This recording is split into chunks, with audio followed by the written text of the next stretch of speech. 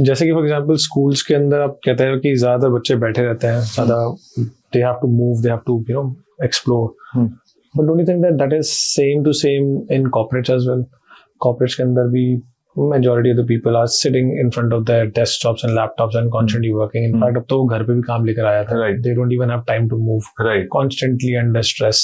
Right. In fact, मैं अगर stress की बात करूँ तो there are very less sleep hours. Right. There is more cortisol in their blood. आप अगर उसकी बात करो तो वो कहेंगे कि इसके लिए हमारे पास टाइम ही नहीं, because our time has already been taken.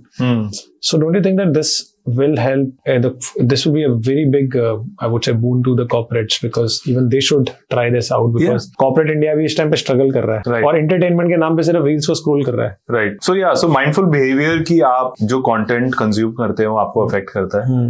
आप देखते हो ये आप reels देख लो या आप किसी भी social media पे हो, कोई भी फॉर्मेट हो, आपको पता है कोई ना कोई रील शायद आपको बता देगी, इन्फॉर्म कर देगी कि इसको ज्यादा देखने से क्या होता है. हम बच्चों में वो चीज देख रहे हैं कि जब वो ज्यादा स्क्रीन टाइम हो रहा है तो उनका कैसे बिहेवियर चेंज हो रहा है, जब कम स्क्रीन टाइम हो रहा है, जब वो बुक्स पे ज्यादा ध्यान दे रहे हैं, बाहर जा रहे हैं तो कैसे चेंज हो रहा है. So we have been noticing all of this, right. Corporates के लिए हमने एक प्रोग्राम डिजाइन किया है, कुछ के साथ हमने करना शुरू किया है, but again as I said मैं हर जगह नहीं हो सकता, तो कुछ कमिटमेंट्स मुझे पूरी करनी पड़ती है वहां पहुंचने के लिए.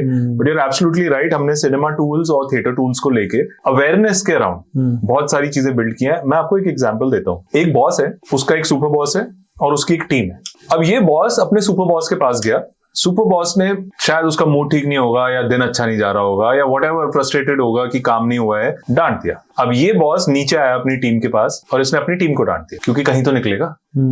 तो टीम का पूरा दिन खराब हो गया, आपकी प्रोडक्टिविटी और नीचे चली गई है. लेकिन अब इसको दूसरा सिनेरियो करते हैं, रीटेक. अब ये सेम बॉस अपने सुपर बॉस के पास गया, बाय चांस उसको कुछ बोल दिया.